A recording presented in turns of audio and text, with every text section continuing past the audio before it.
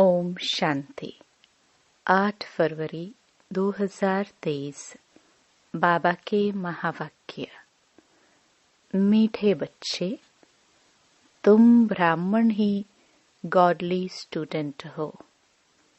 तुम्हें बाप ने रचता और रचना का ज्ञान देकर मास्टर जानी जाननहार बनाया है। अभी तुम सब कुछ जान जाते हो। प्रश्न: दूसरों को समझाने की फलक किन बच्चों में रहेगी? उत्तर: जिनके पास ज्ञान की पूंजी है, जो स्वयं हर बात को समझकर धारण करते हैं, वही दूसरों को फलक से समझा सकते हैं। तुम्हें फलक से सबको बाप का परिचय दे उनसे वर्षा लेने की विधि बतानी है। गीत।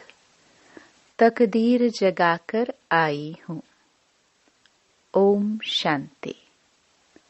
वास्तव में यह गीत गाने की जरूरत नहीं है, परंतु बहलाने के लिए यह आवाज करना पड़ता है। वास्तव में आत्मा को आवाज करने की दरकार नहीं। आत्मा तो आवाज से परे निर्वाण धाम जाने चाहती है। बहुत बाजे गाजे तालियां आदि सुनकर आत्मा थकी हुई है, इसलिए अब बाप को याद करती है। हे भगवान, मुझे ले जाओ। बच्चे जानते हैं यह बाप हमको समझा रहे हैं। जैसे घर में बाप और दादा दोनों बच्चे बच्चे कहते हैं। दादा ऐसे नहीं कहेंगे कि पोत्रे इधर आओ, दोनों ही कहेंगे बच्चे इधर आओ। यहाँ तो बाप और दादा साकार और निराकार दोनों इकट्ठे हैं। वास्तव में सभी मनुष्य मात्र का यह बाप और दादा है, तो जरूर परमपिता परमात्मा को सृष्टि रचने आना पड़े। तुम्हारा नाम बहुत अच्छा रखा हुआ है, ब्रह्मा कुमार कुमारिया। आबू में भी अधर देवी और कुंवारी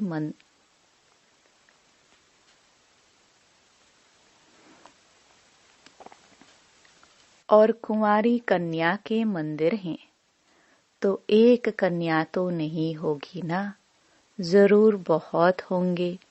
दोनों का अलग अलग मंदिर है। अधर कुमारी किसको कहा जाता है? कुंवारी कन्या किसको कहा जाता है? यह तो तुम ही जानते हो।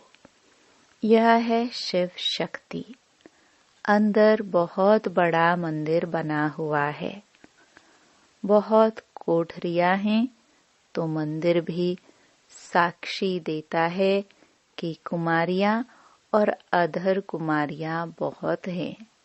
चित्र जो बनाते हैं वह भी यादगार है, जो होकर गए हैं। जैसे देवी देवताओं के चित्र हैं, जरूर होकर गए हैं। वे विश्व के मालिक थे, अब नहीं है। विश्व के रचता ने ही भारत को विश्व का मालिक बनाया। कैसे? सो अब प्रैक्टिकल बन रहे हैं। अभी कलयुग है, सतयुग है। एक आदि सनातन देवी देवता धर्म। कलयुग में अनेक धर्म और अनेक प्रजा का राज्य है। तुम बच्चे जब सुनते हो तो समझते हो बाबा यथार्थ रीति ठीक समझाते हैं, परंतु कोई कारणवश हमको धारणा नहीं होती है, इसलिए औरों को भी धारणा नहीं करा सकते हैं। कोई न कोई विघ्न है। हम डल स्टूडेंट हैं। बाकी बाप तो बहुत अच्छी रीति समझाते हैं। अनेक मनुष्य, अनेक धर्म हैं। 5000 वर्ष पहले भारत स्वर्ग था। बहुत थोड़े मनुष्य थे।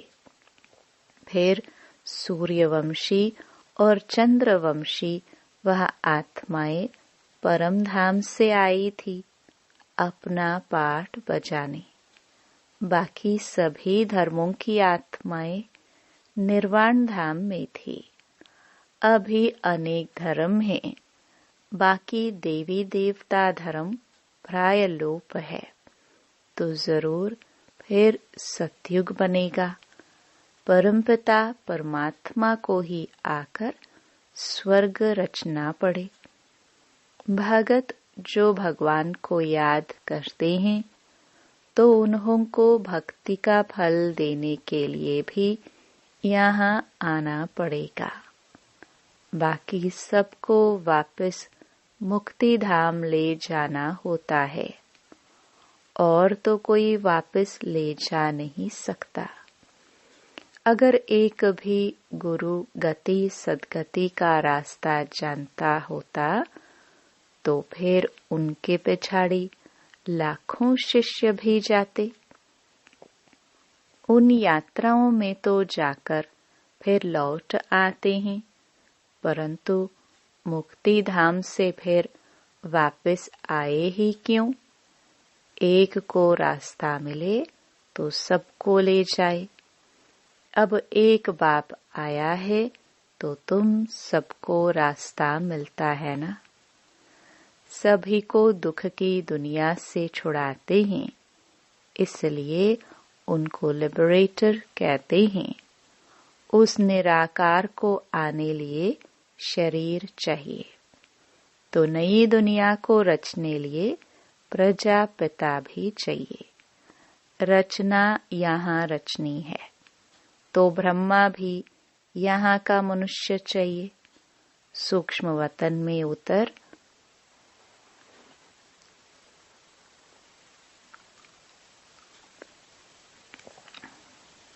सूक्ष्म वतन से उतर नीचे तो नहीं आएगा। कहते भी हैं अभी ब्रह्मा की रात है तो ब्रह्मा मुख वंशावली की भी रात है। अब अंत में बाप आए हैं दिन करने। ब्रह्मा की रात पूरी होती है तो बीके की रात भी पूरी होती है। प्रजापिता ब्रह्मा तो ठीक है, वास्तव में सभी मनुष्य आत्माओं का बाप परमात्मा को कहा जाता है। सभी उनको गॉड फादर परमपिता परमात्मा कहते हैं।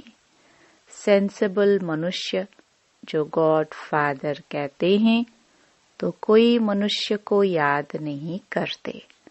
कोई तो कहते हैं वह ज्योति स्वरूप है, ब्रह्म है। ब्रह्मा विष्णु शंकर को तो ब्रह्म नहीं कहेंगे।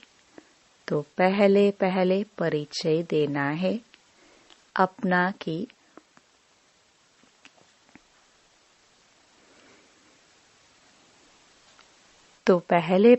परिचय देना है अपना कि हम बीके हैं। ब्रह्मा को भी परमपिता परमात्मा रचते हैं। फिर ब्रह्मा मुख से ब्राह्मणों को रचा। प्रजापिता है तो जरूर बहुत संतान होंगी। इस रीति सीजरा बढ़ता जाता है। ब्राह्मणों का वर्ण बदल सत्युगी देवता बनते हैं, क्योंकि बाप बैठ ब्राह्मणों को राजयोग सिखलाते हैं। बाप कहते हैं तुम मेरे द्वारा मुझे और मेरी रचना को जानने से सब कुछ जान जाते हो। बाकी कुछ जानने के लिए नहीं रहता। इतना बड़ा इम्तिहान पास कर लेते हो, अर्थात मास्टर जानी जाननहार बन गए। गॉडली स्टूडेंट सिर्फ ब्राह्मण ही होते हैं। देवताएं, वैश्य वह शूद्र कोई भी गॉडली स्टूडेंट नहीं होते हैं। भगवानुवाच होता ही ब्राह्मणों प्रति है। अगर कृष्ण भगवानुवाच हो तो भी किन्हों प्रति? जरूर ब्राह्मण चाहिए। तो प्रजापिता द्वारा ब्राह्मण रचते हैं। रुद्र ज्ञान यज्ञ भी ब्रह्मा ही रचते हैं। ब्राह्मण ज्ञान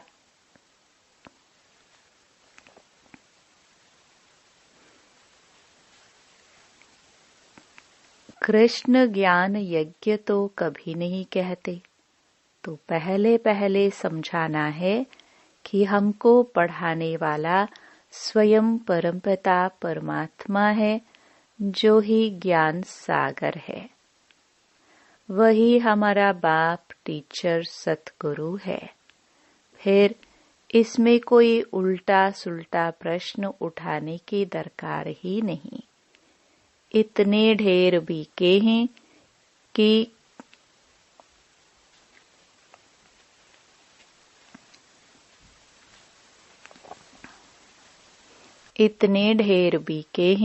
कोई एक दो नहीं है।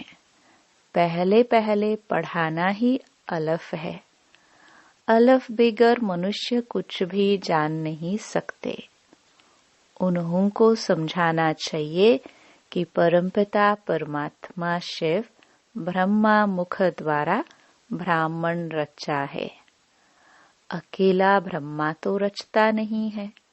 यह पॉइंट्स धारण करने की है। बाबा के पास ज्ञान है तो तुमको डिलीवरी करते हैं। तुम हो ज्ञान गंगाए। सागर तो एक ही है। यह ब्रह्मा भी ज्ञान कंठ करते हैं, तो यह भी ज्ञान गंगा हुई। ज्ञान कंठ करने वाले को ज्ञान गंगा कहा जाता है। उसमें मेल फीमेल दोनों आ जाते हैं।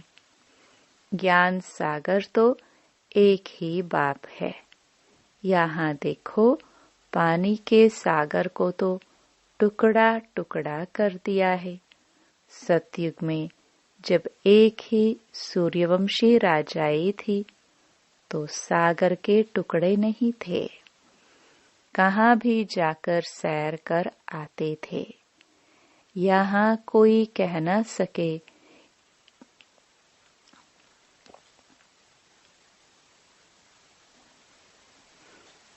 वहाँ कोई कह न सके कि मेरी हद में ना आओ अथवा पानी न लो। यहाँ तो एक दो का पानी ही बंद कर देते हैं। कितने टुकड़े हो गए हैं। अब हम एक ही सचखंड स्वर्ग की स्थापना कर रहे हैं। बाप का भी विचार सागर मंथन होता है, तब तो समझाते हैं। ब्रह्मा भी कहेंगे सभी जीव आत्माएं हमारे बच्चे हैं। आदिदेव अथवा आदम सभी का बाप है। ऐसे नहीं, उस समय कोई मनुष्य नहीं थे, फिर आदम ने आदमी पैदा किए। नहीं, निराकार बाप को पहले जरूर आदम में आना पड़े, तब तो मुख वंशावली रचे। बाकी ऐसे नहीं कोई मुख से निकल आए व नासिक व पावन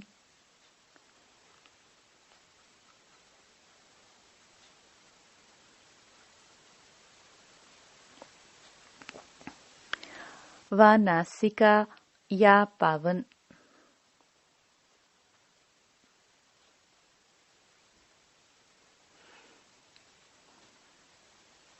बाकी ऐसे नहीं कोई मुख से निकल आए व नासिका या पवन से पैदा हुए। ये सब हैं भक्ति की बातें। मनुष्य तो कछ मछ को भी पूजते रहते हैं। तो पहली पहली बात है कि आत्माओं का बाप कौन है।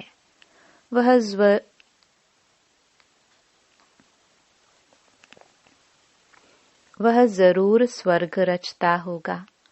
अब तो नरक है। अभी हम स्वर्ग के लिए राजयोग सीख रहे हैं परमपिता परमात्मा द्वारा। ब्रह्मा भी उन द्वारा पढ़ रहे हैं। परमपिता परमात्मा सभी आत्माओं का बाप है।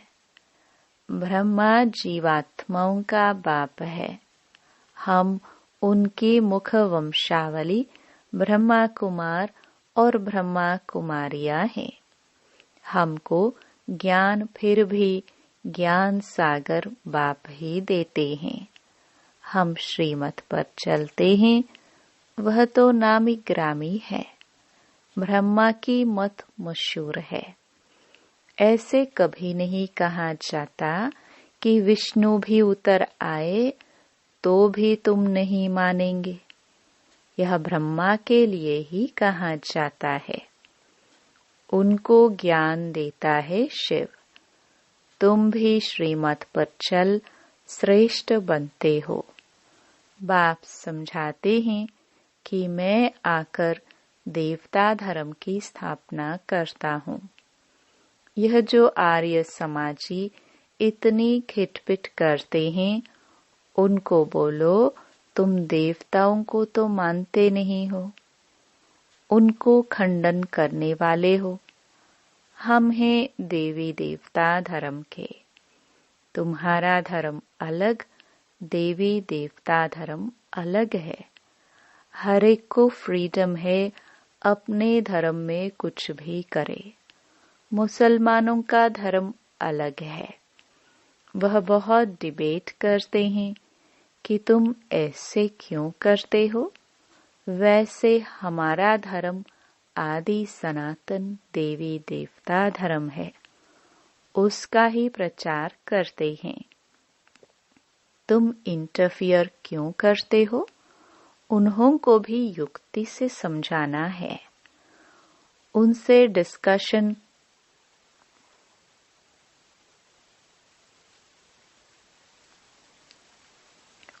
डिस्कस करने की जरूरत नहीं।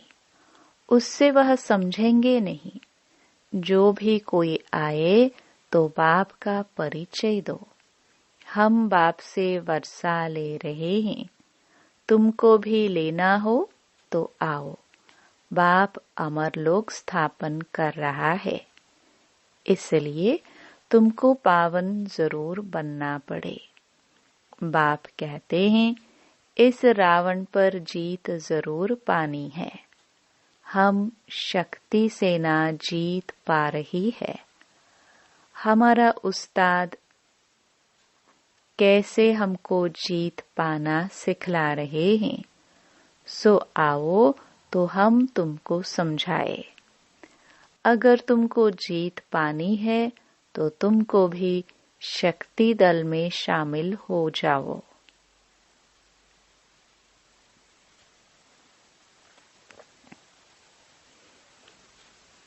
अगर तुमको जीत पानी है तो तुम भी शक्ति दल में शामिल हो जाओ। बाकी फालतू बातें मत करो। परंतु यह फलक से कह वही सकेंगे जिनके पास ज्ञान की पूंजी होगी। अच्छा, मीठे मीठे सिखिलदे बच्चों प्रति माता पिता बाप दादा का याद प्यार और गुड मॉर्निंग। रूहानी बाप की रूहानी बच्चों को नमस्ते। धारणा के लिए मुख्य सार। पहला, ज्ञान को कंठ कर मास्टर ज्ञान सागर अथवा ज्ञान गंगा बन पतितों को पावन बनाने की सेवा करनी है।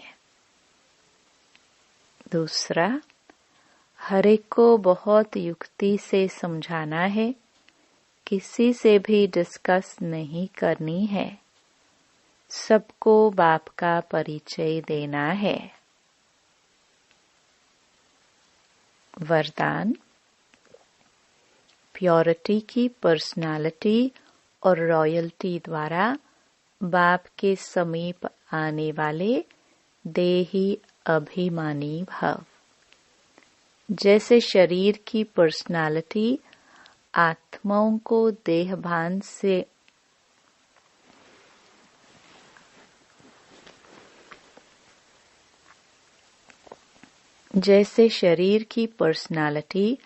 आत्माओं को देहभान में लाती है, ऐसे प्योरिटी की पर्सनालिटी देही अभिमानी बनाए बाप के समीप लाती है। प्योरिटी की पर्सनालिटी आत्माओं को प्योरिटी की तरफ आकर्षित करती है। प्योरिटी की रॉयल्टी धर्मराजपुरी की रॉयल्टी देने से छुड़ा देती है। इसी रॉयल्टी अनुसार भविष्य रॉयल फैमिली में आ सकेंगे। देही अभिमानी बच्चे इस पर्सनालिटी द्वारा बाप का साक्षात्कार कराने वाले रूहानी दर्पण बन जाते हैं। स्लोगन: हर एक की विशेषता को देखने का चश्मा सदा लगा रहे तो विशेष आत्मा बन जाएंगे। मातेश्वरी जी के अनमोल महावाक्य। 1. अपना यह जो ईश्वरीय सत्संग है, कॉमन सत्संग नहीं है। यह है ईश्वरीय स्कूल, कॉलेज, जिस कॉलेज में अपने को रेगुलर स्टडी करनी है।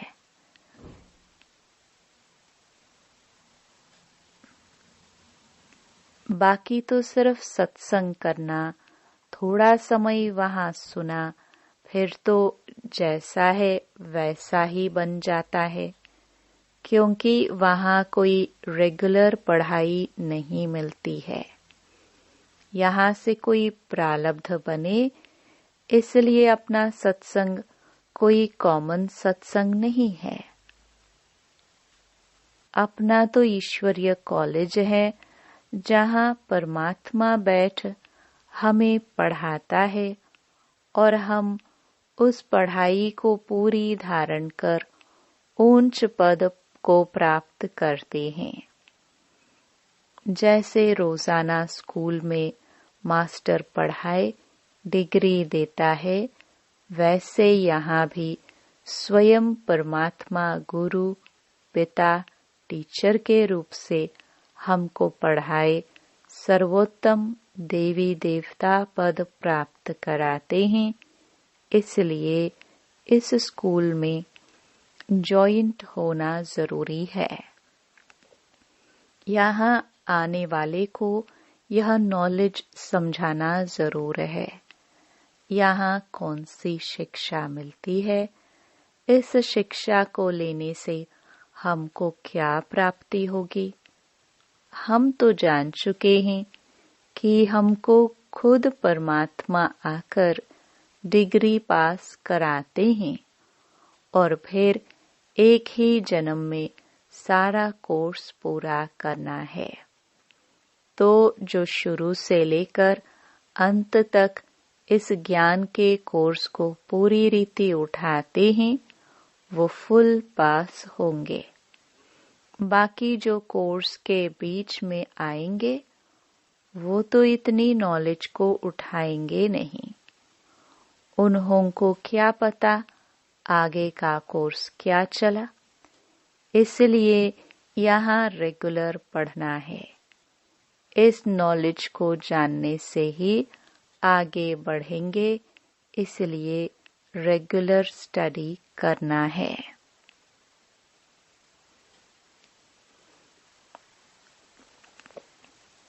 इसलिए रेगुलर स्टडी करनी है। 2. भगवानुवाच बच्चों के प्रति। बच्चे, जब परमात्मा खुद इस सृष्टि पर उतरा हुआ है, तो उस परमात्मा को हमें पक्का हाथ देना है, लेकिन पक्का सच्चा बच्चा ही बाबा को हाथ दे सकता है। इस बाबा का हाथ कभी नहीं छोड़ना। अगर छोड़ेंगे तो फिर निधन का बन कहाँ जाएंगे। जब परमात्मा का हाथ पकड़ लिया तो फिर सूक्ष्म में यह संकल्प नहीं आना चाहिए कि मैं छोड़ दूं। वह संशय नहीं होना चाहिए।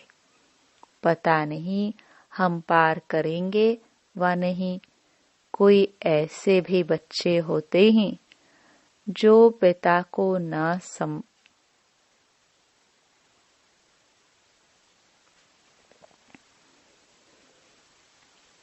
कोई ऐसे भी बच्चे होते हैं जो पिता को न पहचानने के कारण पिता के भी सामने पड़ते हैं और ऐसे भी कह देते हैं हमको कोई की भी परवाह नहीं है। अगर ऐसा ख्याल आया तो ऐसे नालायक बच्चे की संभाल पिता कैसे करेगा। फिर तो मानो कि गिरा, क्योंकि माया तो गिराने की बहुत कोशिश करती है। क्योंकि परीक्षा तो अवश्य लेगी कि कितने तक योद्धा रुस्तुम पहलवान हैं। अब यह भी जरूरी है जितना जितना हम प्रभु के साथ रुस्तुम बनते जाएंगे उतना माया भी रुस्तुम बन हमको गिराने की कोशिश करेगी। जोड़ी पूरी बनेगी। जितना प्रभु बलवान है तो माया भी उतनी बलवानी दिखलाएगी। परंतु अपने को तो पक्का निश्चय है आखरीन भी परमात्मा महान बलवान है। आखरीन उनकी जीत है। श्वासों श्वास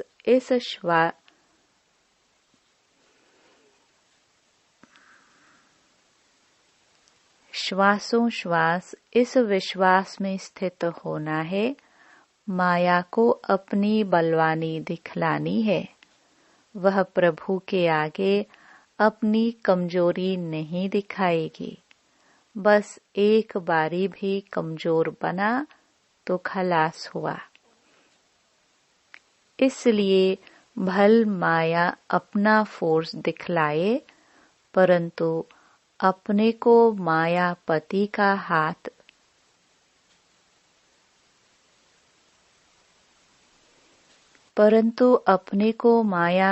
का हाथ नहीं छोड़ना है।